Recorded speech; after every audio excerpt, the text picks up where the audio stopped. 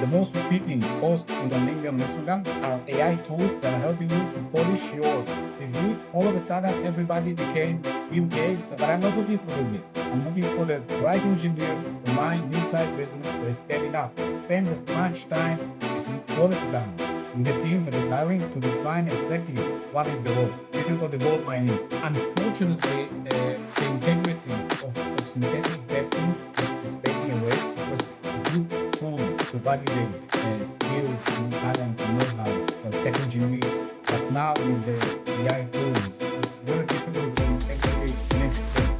The results you're getting from synthetic testing is actually not machine reading. What does it feel like when onboarding, payroll, compliance, and even IT access all run through one platform? It feels like everything finally works together and HR finally has room to scale. Deal brings global people operations into one place. So new hires start strong, workflows stay compliant, and teams move faster. See it in action at del.com/nickdayhr. Now, today's guest has spent 20 years building companies that had to become tech-enabled before they had in-house engineering. And he's here today to dismantle the biggest myths out there about hiring technical talent. So HR and business leaders, stop guessing and start hiring the right people after you've heard today's show. Now, if you're new to the show, welcome to the HR L&D podcast, the show which brings you the latest news and interviews from the leaders that are shaping the HR profession of tomorrow. My name is Nick Day. I'm the CEO at JJ Recruitment Group and the host of this show. And please do remember, if you haven't already, to follow, subscribe to the show. If you can leave us a review, that'd be great. But most importantly, share this episode, share this show with all of your HR and people management colleagues and friends so we can really raise the profile of HR and people management worldwide. Now, if you've ever tried to hire engineers without being a tech company, you probably know how tough it is. Now, today's guest, Alex Rashkovan, has spent more than 2 decades building and scaling operational and technology-enabled businesses across the globe. He's hired engineers before his organization had in-house engineering, and he's seen exactly where technical hiring breaks. This is something really close to my heart. As a recruiter with over 20 years experience, I can't wait to dive into this topic. And as the co-founder and CEO now of Atalef, he's currently helping companies shift from CV first, guest-based hiring to skills first, evidence-based, early real work hiring, supported by modern tech that really does identify capability and cultural team fit as well. So if you're an HR leader and you want to find out more about how you can hire tech talent that really fits your company's DNA, you're in the right place. Alex, without further ado, welcome to the HR L&D podcast. How are you feeling? I'm brilliant. Thank you, Nick. Thank you for having me. Super excited. A topic that's going to be really close to my heart and my industry experience as well. But before we dive into the good stuff, what do the words human resources mean to you? Oh my goodness. HR, first of all, is definitely not an admin function, right? So for any company like more than 10 employees, it's the operating system of the business. And if you don't know it by now, this is the first takeaway from today's podcast. This is the operating system of every business. This is how decisions about people get made. And the way I see it, HR is where the company reveals, is where it's actually thinks and how it actually thinks. I came from building Filuet. We are in business and international business for over three decades now, spanning over 20 plus different markets. And what had happened is that when building and running Filuet, technology became moved from support to the business, became our business. So we, out of the blue, became a technology company. And when you operate across markets and products and time zones, you quickly learn that HR, and especially in tech, is really about quality and speed. And when HR is working, you feel it immediately. Rules are clear, hiring loops are short, and decisions land without any drama. But when it doesn't work, tech team suffer the first. Interviews multiply, engineers lose trust, and managers start to compensate manually. And that's fatal in tech. And one thing that Filuet taught me is this: culture in tech is expressed through processes, not slogans. Engineers read systems extremely well. They assume your architecture and decision making are the same. So I see HR, and this is why I see HR as infrastructure. And honestly, this is where what eventually built us to build Atalef, because too much time, we were wasting too much time in trying to hire the right engineer, and nothing was working using the old processes. So I love that. It's obviously one of the things I invited you to today's show because I was something that you wrote that I thought, well, it perked my interest because you talk about defining the right engineer. Now, I don't really come from a technical recruitment background. I'm more on a soft skills background in HR and payroll. There's obviously technical elements to it.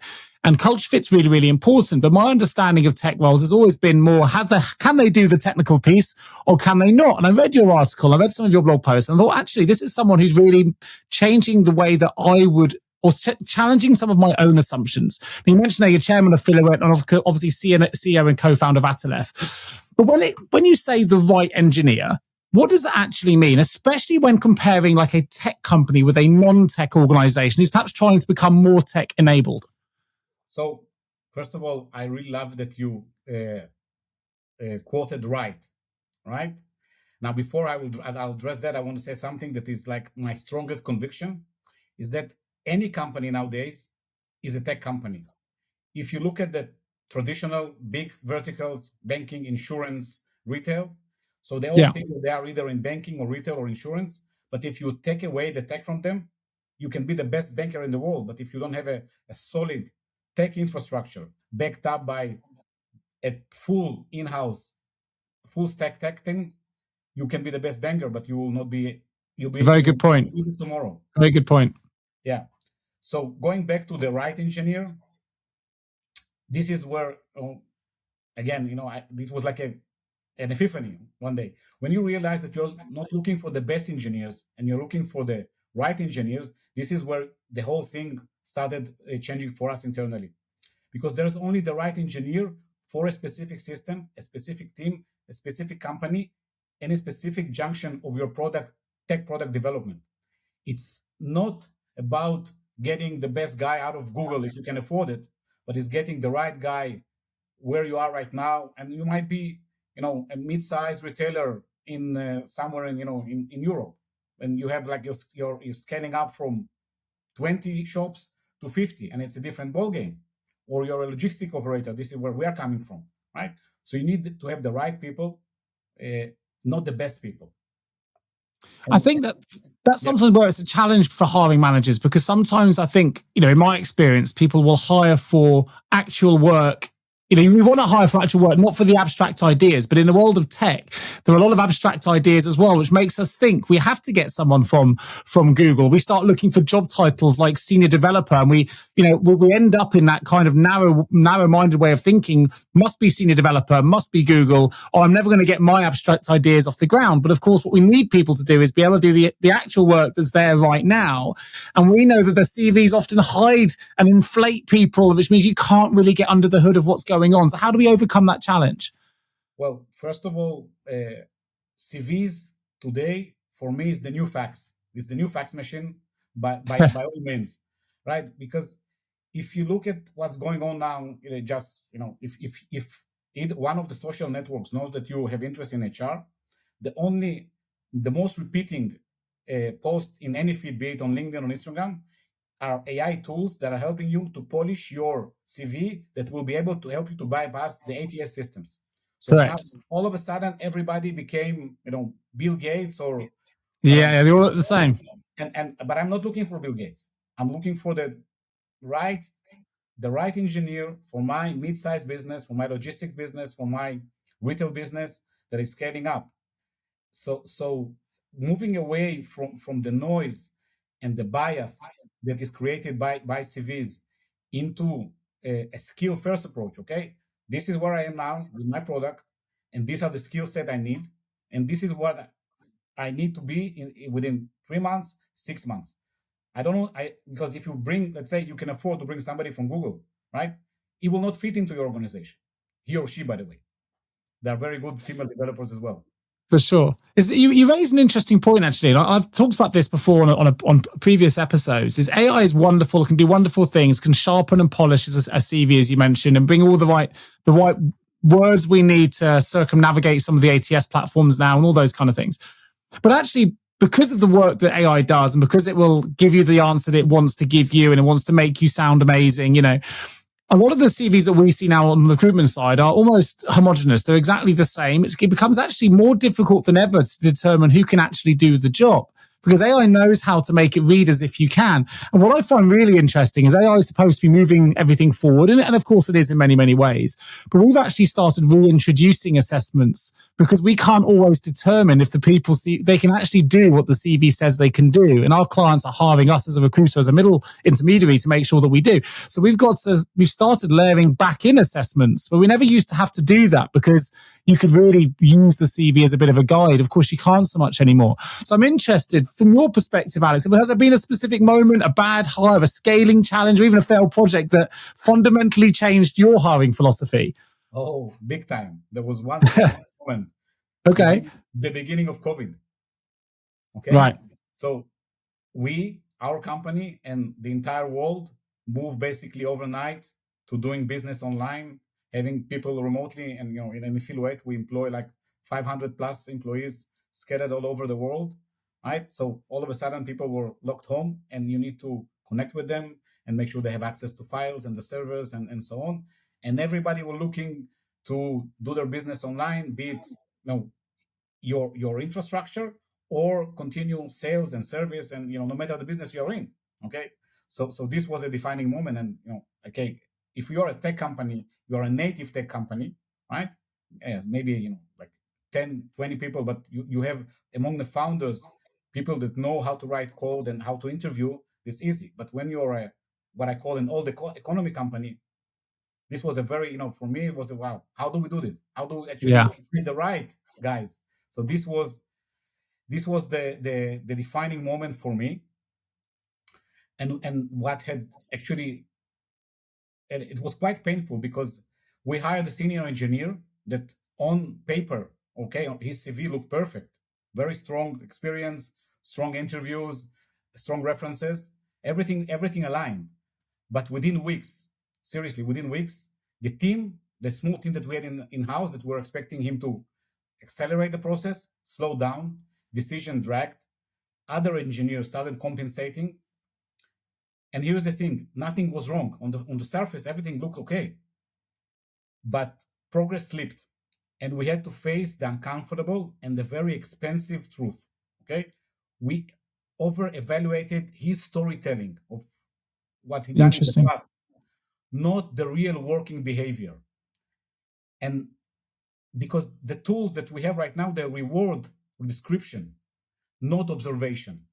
So we changed three major things in the way, and this was before Atalef, and in how do we do things, in our old economy company. First one, a short intake that logs the role and the first 90 days outcome. Okay, what is the role that we need now? Not, as you said, like a senior developer, which is very amorphic. Second, a small, real task as early as possible, so we can see how someone works. And a third, a short loop with predefined decision times. That moment changed for us everything. And that's why we later build Atalef, so other teams don't have to learn that lesson the hard way and pay, every decision. You must know that every hiring decision is in the range of 50 to 100K. Getting it wrong can be expensive. I mean, the CIPD research says 4 to 5 times the annual salary. If you look at lost productivity costs, time, the fact you've got to rehire, advertising, the whole thing, 4 to 5 times salary. Yeah. And especially in tech, every time we had made a mistake, which was on a senior position, the next guy or the next girl that came after said, okay, we need to refactor what this guy done. So you spend like 6 months on a wrong hire, and then you need to pay the new guy to fix it all. Yeah. Yeah. So it sounds like those, I guess that hiring process exposed some kind of broken processes in your existing hiring, and you obviously found that out a painful way. You kind of moved then towards more evidence based screening. So what have been the results of that? How, you know, tell me a little bit about that shift over and how that started to go, okay, the penny's dropped here. This is the way we need to start doing things. Yeah. So first of all, we don't start and we are not running immediately to the talent market, right? We start with the brief and the clock. And what I mean by that, the role definition. And this is especially painful for non-tech companies that building a full tech stack in-house. Spend as much time as quality time with the team that is hiring to define exactly what is the role. Not don't stick to the classics, senior or middle or UI UX. It's always, if you spend an extra couple of hours on defining the role, this is what the gold mine is. Good. Second, do interviewers actually agree on what good looks? Because we already agree that we are looking for the right engineer, okay? And what does it mean in reality? So agree on this in advance, so you with the interview process, because eventually you can have the best AI tools, and we love the product we're developing. At the end of the day, this AI is not making the decision, humans making the decision, and Yeah. because the humans that are making the decision need to work with the human they're hiring. It's for me, it's actually as simple as that.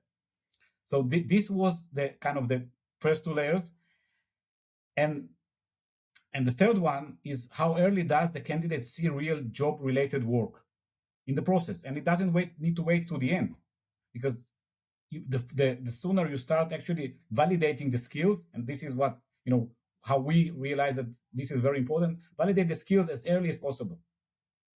It's like that real work assessment process that we've started to introduce in what we do with payroll and HR placements, because as you say, AI can create the perfect CV and it can look great, but until you've really seen the real work assessment, it can be very difficult to determine whether or not what you're seeing is true. And as you say, you can have great storytellers, and great storytellers don't necessarily equal a great developer. So there'll be a lot of people listening to this that are probably thinking that they just can't hire engineers. They've struggled. They say they can't find engineers. Now, I would always argue as a recruiter, there's two challenges to recruitment. One is finding, and that can be difficult if you haven't got the right networks or those kind of things. But the second actually is engaging the right talent. I could find you, Alex, and you could say, hey, Alex, I found this job for you. You look amazing. But if you don't know who I am, if we haven't built any trust, if I haven't got a proposition that's going to sell anything that leans into what you're looking for, you're probably going to delete my message and never give me a second thought. So what's the first thing that you would examine? How can we help those organizations that are really saying that whatever they do, that they just can't hire the right engineers? What are the kind of steps you'd suggest they take? Well, I will repeat again that when you, and we, without mentioning specifically the name, but we actually onboarded as a client on Atalef, one of the biggest audit firms in the world. And what we heard from them during the demo, that they are struggling for over a year to find specific tech talents for in-house roles, openings they had. And when you are struggling for over a year to find the tech talent you need, go back to the drawing board. And this is what I said before. Most likely, your job description, the opening, is not reaching the reality and the market. And this is, but when we've done this exercise with them through our platform, they really, oh, this is why. And then like they found fantastic candidates, which actually it was a challenging opening, but they found them through the platform like within 6-7 days. Wow. So this will be the first recommendation. If you're struggling to find, if you're stuck on the find, go back and reassess your opening, right? The second thing that I would highly recommend is, if you're stuck and you cannot find, strip away the title, right? Once you strip away the title and okay, what is actually do I need? It's because it never starts with I need a senior developer, right? What does a senior developer means? It means so many different things. So many different things for so many organizations. When you strip away the title and just and the team that it needs, okay, this is what we need in terms of skills and deliverables the next 90 days. And I think this is where the magic will happen, irrespective what tools you are using or processes to find the talent you're looking for. I actually agree with you here. It was interesting. And I agree with you full-heartedly, because I think that a lot of the role profiles we get as recruitment firms, or when it's at Atalef, you're probably the same. The role scoping often describes a unicorn, right? It's like they only ever go to we must, and it puts people off. Like, they don't describe the job, they don't share the success criteria, they certainly don't share what they expect in the first 90 days. And then they wonder why no one's applying, because you kind of put everything into one document. Oh, I could do it. It's almost like you're at a store and you go, oh, I'll have that as well. Oh, and I'll have that. And actually, if they've got this, and sometimes the tech stacks don't really complement each other. It's just, well, that would also be useful for that manager. And by the end of it, you've got this unicorn position with multiple different elements to it. And actually, you lose sight of what the real success criteria is in the first place. And really interesting, you said that client you referenced, over a year of under-resource within that organization. That would have delayed projects. It would have had an unknown cost of constant searching, interviewing, and 6-7 days you've solved the challenge. And I'm sure a lot of that just would have been sharing that success criteria, as you say, drilling down on what do you actually need that person to be able to do over 90 days, not over the next 90 years. Yeah. And honestly, if you look at it, a CV-less system, you start from the approach that I'm not going to hire based on CV. It will force clarity into the process. Yeah. Right? You can't, because the candidates you'll be talking to will not be able to hide behind buzzwords. And so it will not become a show. Like, okay, I'm so talented and everything. It will be a proper process of skills validation. And the result is much faster calibration between the talent, the candidates, because you always end up with a 3 or 4, whatever shortlist, and the immediate needs of the organization. HR leaders, I know you're driving culture, transformation, engagement, and now digital reinvention as well. But none of that works without the right people in the right seats. I'm Nick Day, host of this podcast, but also founder of JGA Recruitment Group. And here's what I hear every week from top HR leaders. They say, Nick, we can't find the talent. It's our biggest challenge. And when we do, we can't retain them. Well, that's where we come in. At JGA, we specialize in HR recruitment, and only HR recruitment. From executive search assignments placing CHROs, to contingency hires finding HR pros, to global HR transformational contract placements, and every people role in between. Across every vertical and at every single level, we know where the top people are, what motivates them, and most importantly, how to get them excited about your opportunity, even if they're not actively looking. With engagement rates over 90%, we don't rely on job boards. We rely on relationships. We place fast, we place right, and we do it in a way that reflects your brand, your values, and your goals. So if you're building a strategic HR function, please don't leave it to chance. Visit jjrecruitment.com or reach out to me directly, and let's build the future of work together. If we've got an HR leader listening to this right now, then they're saying, well, actually, I'm listening to Alex. Everything he says resonates. It makes sense. But we actually do need to hire a senior developer. We now know that can mean 100 different things. So how can we get them to take some actions to turn that vague request into a real aligned role profile with very clear success criteria, maybe 3 to 5 capabilities that actually predict success? How would you support them now? How would you hope they would leave this interview, this podcast, or if you're watching it on YouTube, this video, and so they can go and sort of take a meaningful action to go, actually, this is how we're going to get that talent? So if you look at it, right, the real problem is this. There are too many hiring decisions which are made without early skills evidence, right? Yeah. So inside a slow and inconsistent process, and each gap compounds cost and frustration. Weak role scoping creates misalignment. And and again, I'm going to my mantra, and a CV first screening hides real ability. So long loops lose strong engineers. This is like in tech, it's already written in stone. Long loops will lose the strong engineers that your organization needs now. And then you add into the blend the inconsistent interviews and the noise and the bias. And all of this is what is not working. So, and when you see as we discussed already, how expensive it becomes, this is complete chaos, right? And going back to what I said, that CV is for me, is the new fax machine. So if you want to do like a proper 2026 process, and irrespective, again, I'm not advocating for our platform, because you can do it even without any platform, right? I'm here. If there's one idea I would love to leave the listeners with, is that most problem in tech hirings are not caused by lack of talent. They are caused by lack of early signal. And CVs, which are basically a PDF, right? CVs are a very weak proxy for how engineers actually think, collaborate, and execute. And the reward storytelling, not evidence. Bring skills evidence forward. This is, I'll keep repeating it as much as I can, because once you bring skills evidence forward, it's changing the whole thing. So let engineers be evaluated on how they actually work. It's not about adding more interviews in the process. You get interviewed by the HR manager, and then by the lead developer, and then by the CEO. This will not make the magic. Okay, you need clarity early and discipline to decide on data, on actual data that you collected. And now there are many tools that help you to collect proper data about your shortlist candidates early. This is the game changer for any organization.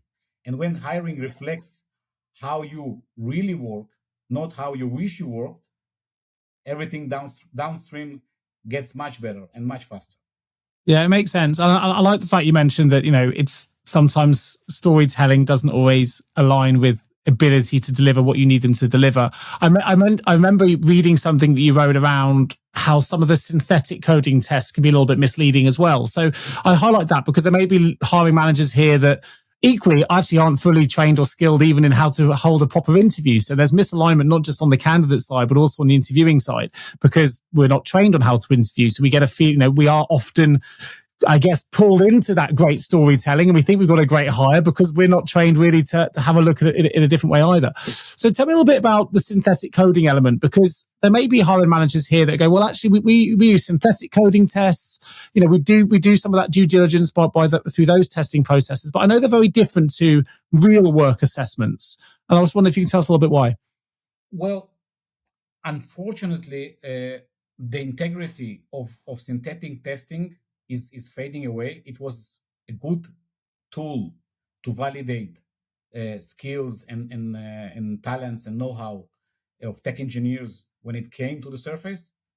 But now with the overflow of different AI tools and ability to use devices simultaneously and so on, it's very difficult to actually make sure that the results you're getting from the synthetic testing is actually not machine driven. Interesting. So the real work assessments then, who would be creating those? Is this something you offer on your platform? Or is this something that we need to get the hiring managers to go away and come back with real data and give them a project to go away and come back with? How does that work in practice? Well, there is, it's a combination of preset tests, which obviously, you can, again, use the same tools and time to not to be, I wouldn't say cheat, but improve a bit your results. But then the algorithm that is built into our platform is validating your past work. Because if you are a developer, you must have a digital footprint, be it on GitHub or any of the other big depositories. So if you're saying that you've done this and that, and the test is about this, right? The algorithm would validate that they actually done this in the past, and you are not using some of a digital cheat sheet.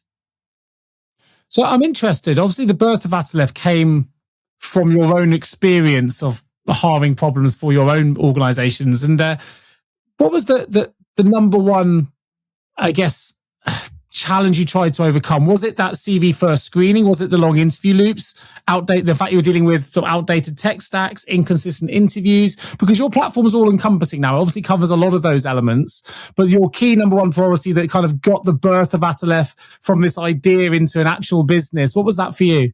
Actually, there were two challenges that we were challenges were like, I would say, major pain points, which are still major pain points for a lot of organizations. First of all, is defining the right job description. Yeah. And second one, when you do an opening, all right, you publish your opening on LinkedIn, on job boards, you share it with headhunters and the HR ecosystem. There was no system that would actually help us to screen all the inflow of candidates. Right? See. So what is happening, if I'm sure that you experience it, if you make the mistake and publish an opening on LinkedIn, you will get hundreds in minutes, hundreds. You have to close the advert down. Most of them will be irrelevant. Of course. Yeah. Okay. And I have utmost respect to LinkedIn, but their filters are not working. So how can you humanly process like hundreds of applications for an opening? And if you have a few openings, it's madness. So we were looking to solve these two problems. First of all, have a co-pilot that will help us to define properly, because we're not a tech organization, but from our not a native tech organization, properly define the people that we need, the tech talent that we want to hire. And then once we went out to the talent market to find those talents, again, and the second window of the co-pilot that will help us properly find the needle in the haystack, because it's always the same exercise. And when you manually reviewing CVs, wow, it's madness. Yeah, it takes time. I mean, I'm glad you highlighted the LinkedIn. And again, I love LinkedIn. As a recruiter, I use it every single day, right? But putting an advert out and watching clients do the same and realizing they don't know what they're in for till they've posted it, and they get hundreds, because you've got the easy apply function now. Most candidates don't even look at the job you've posted. They see a new one go live, they press easy apply, they're in your inbox. And then, of course, you let down a false path, because you assume you've got 300 applications. There's got to be someone in here that's relevant. So you then start turning away potentially the great talent, because you think within 300 you'll find that unicorn. And of course you don't, because they're all irrelevant. You've then got to, for a brand exercise, you've got to try and manage your brand and get back to every single one of those 300 and let them know they've been unsuccessful or whatever. That's time consuming again. And I just think it's a real false economy. Our fastest growing branch now is our office company in India. Right, so we have there always between 2 to 3 new openings. Can you imagine how many applicants you have for if you publish for an opening for a junior developer? It's in the thousands. It's in the thousands. Easy, right? And in minutes as well. How can you process? Find the right, not the best junior, but the right junior for you Sure. at that point in time. You need a machine. You need a better system. Yeah. Well, let's dive into Atalef then, because you've got some really interesting elements to your platform, which I think people would want to hear about. You've got a sort of deep match logic, which kind of matches candidates by capabilities rather than credentials. You've got bias reduction, which you mentioned a couple of times, AI supported assessments, faster cycles, which we know is really important. If you want to get the best talent, you've got to move quickly. I say this to clients every day. Don't delay if you've got the right person, because someone else will take that talent from you. And you've got unified workflows as well. So tell me a little bit about the platform itself. If people are new to it, they want to find out more, and some of those elements in more detail. Yeah. So basically the platform, we describe it as the first mile of tech talent hiring. It starts with helping you to define the right job description, and it can be collaborative. So you're not just dumping an email from the CTO lead developer that needs extra function in his or her department. It's a collaborative effort through the platform, where the CTO, whoever is the professional that is opening the role in the organization, can collaborate with the HR manager until they have, okay, we agree, this is what the talent we're looking for. Then you press a button, you publish it, and the system will provide you with 50 best matches as per the criteria that you set up in the opening. And the opening is not just obviously the skills, but it also language, background, salary expectation, everything that you would normally do in the first interview, right? It's already pre-automated, and the system knows how to match between all these data points and the 50 best candidates that are currently matching this. And this is very important to highlight. We're into passive recruitment. Yes.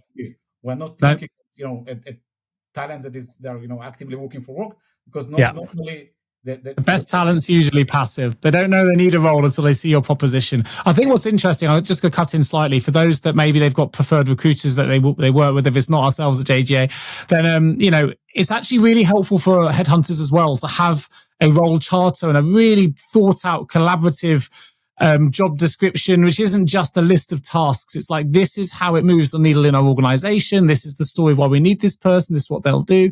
So actually, it's not just about helping you to find talent direct. If you're working with a search partner, these documents, these collaborative approaches make our jobs so much easier, because then we can resell to that passive network much, much easier than we can a list of tasks. Yeah. So once the hiring professional, and it can be in-house, it can be, our platform can be used either for inside the company, or recruiters or agencies. It's for whoever is looking to improve the first mile of tech talent hiring. So once you published, you saw the 50 in the top, and they're ranked from 1 to 50. You click on the first candidate, and you see why he or she are number one in this search, based on, first of all, on their skills, hard skills and soft skills, and obviously the algorithm. And this is where the heart of our system, the deep match algorithm, that is deep matching between what the system can find through the digital footprint of this specific candidate through multiple data sources and the opening, right? So you can say, okay, I like this is matching like 78% to the opening. Then the next phase is engagement. So there's on the platform auto engagement with the candidate. There's also an opportunity, if the company is big enough, I'm talking about big tech organization or big insurance companies, banks, you can recycle because big companies, they interview people a lot throughout candidates, Sure.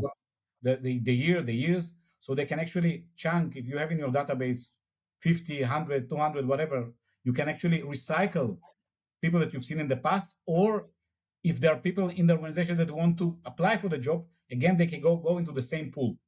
And the system will analyze how they fit against the opening. So where are you pulling these 50 candidates from? What are the passive talent pools that Atalef can reach into?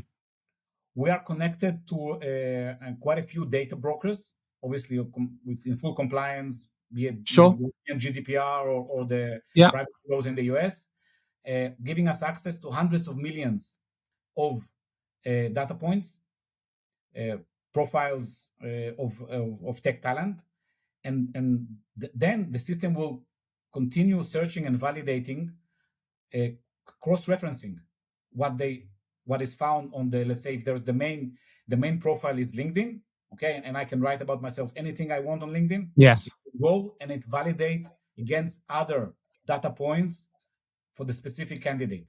So you're getting much more, I would say, like it's already a semi due diligence, whether on the deep match, and this is the power of the deep match algorithm.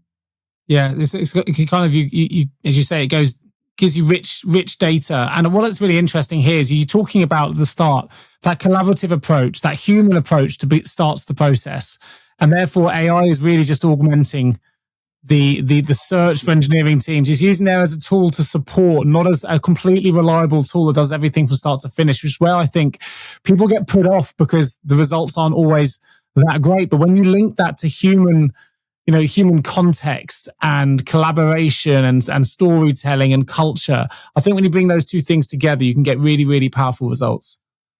Yeah, absolutely. AI is augmented tool and not. I call it's a co-pilot. It cannot be the pilot. Yeah, absolutely agree. Now, your proposed topic today, of course, is hiring the tech talent that fits your company's DNA. We've talked a little bit about how we can do that collaboratively, how hiring the right people are really, really important. But how does a company actually define its DNA? How does hiring change when you understand your technical identity? What's the kind of roadmap we can give our listeners today to start working on that process? Well, first of all, if you don't have a clear definition of your DNA as an organization, I highly recommend that you have it. This is a fun workshop to do internally. And what we have on our platform, we have a slider, right? And that when you're doing an opening, once you're done with the hard skill definitions and the other employment terms and presets, there's a slider that is actually asking you to define the profile, the soft skills profile of the candidate. And if you're a startup, you will be looking, and this will be part of DNA, you will be looking for speed, for flexibility. If you are a bank or a big audit firm, so you'll be looking for people who are more structured, and so the slider will help you. Patient. yes. So that the soft skill slider will actually help you to define the to translate into a digital signal what is your DNA. But it starts with for you understanding, okay, my DNA is that I'm a flexible organization, less rules, speed, or the banking mentality or insurance companies mentality. And there's a definition here that people, maybe they've missed it. I'm picking up on it now because I find it interesting for my recruitment brains kind of working here. But that means you're really looking at, when we talk about culture fit in inverted commas, I think we always want to try and progress an organization's culture, but you're actually talking about a work style match then rather than a personality match here, because there is a big difference between, as you say, working in startup versus working in a bank. And I think that kind of structured work profiling can really help reveal stronger alignment when you're recruiting. I think that's really interesting. I know that one of the questions I always give my candidates if they're going for an interview is ask the interviewer, why do you love working here? And sometimes that'll reveal, well, actually, I love the autonomy. I love the speed. I love the tech stack. And actually, it's a question we don't always think to ask. And it puts the interview on the back foot and they go, actually, well, these are the reasons why. And it usually finishes in a good spot. But I think it's you touched upon something there. That work style match, I think, is something that is massively underutilized and probably not really thought about enough. Yeah, and especially in the tech world, because we have all this myth about that tech developers, you see them with their earphones sitting and writing code all around, but this is a myth. In reality, there is social interactions, and they need to sit and brainstorm when the code is not working, and they need to do code reviews together, and the match in terms of personalities and cultural fit in the organization. And you're not coming into a vacuum, you're coming into a living and breathing organization. So the earlier you understand that you're getting the right people, the better. So we're going to open the HR L&D Vault in just a moment, Alex. I want to ask if there's any questions I haven't asked today, anything that you think actually, before we jump into the Vault, Nick, I just want to let your listeners know a little bit more about X, Y, or Z, or have we covered most of the ground? No, I believe we covered everything. It was fantastic. Good. Well, then let's open the vault. I'm interested here because you've got a lot of expertise in this area, CEO and co-founder of multiple businesses. So what is one book, resource, or idea that's really shaped how you think about hiring or building teams? One idea: have a beer with the candidate. Yeah, I like that. Have a beer with the candidate, even if it's like, okay, if he or she are up to it. But if you can have this during the interview process, this is magic. Yeah, I mean, it really goes back to the point you just made about this myth that everyone's in the headphones and head down. Developers and engineers, they've got families, they've got outside pursuits, they've got interests. You only really get under the hood of that when you meet someone face to face and have that kind of, or have that deep kind of level of conversation. It goes beyond the job spec, and I think that's a really good opportunity to do that. So it's great advice. If you could give one piece of advice to an HR leader who's listening to this at the moment about hiring their first engineer or their first developer, what would it be? Wow, this is a tough one. The advice would be, find through your network somebody that already been to the first hiring or a few hirings, done the mistakes before you even start looking at the talent market. Just have a conversation with a peer that has done it, okay? And before, don't jump into the talent market because the CEO or CTO told you that you don't have a CTO because it's your first one. You are the CTO, you are the leader, you are the everything, because most likely the CEO told you we need to hire, we need something or whatever, right? Don't run to the talent market. Talk to somebody from the industry. Yeah, and you'd be surprised how many people in the industry are happy to support as well. They've often faced the same challenges, and it's a great way to build your peer-to-peer network. Of course, I'll do a little plug for you, and there will be a link in the show notes for those interested in finding more about Atalef. You can go to atalef.ai as well and really get to grips with the platform there.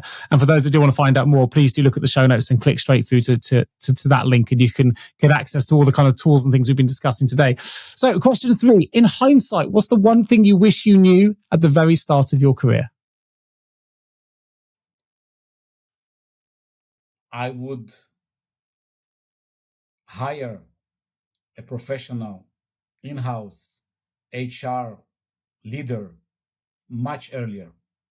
Because when you start a business, you normally focus on sales, on marketing, operations, True. and we actually looked at the HR function. And I'm going back to the beginning of our conversation where I said that this is the infrastructure.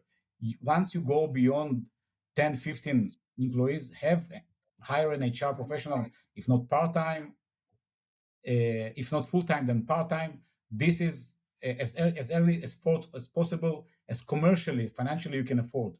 We created an HR function too late into the game, and it was very costly in missed opportunities, internal frictions, and you name it. You know what? I've got a similar story. We're not a business anything like the size of yours, Alex, but I think I didn't really hire an in-house HR director for our firm, HR Ops director, until 2011. We launched in 2008.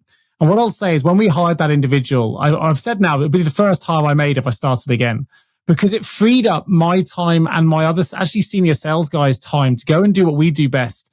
It's amazing how much time is pulled aside when you're trying to manage things that aren't in my area of expertise in the world of HR and people management and organization development and inclusion, all those things.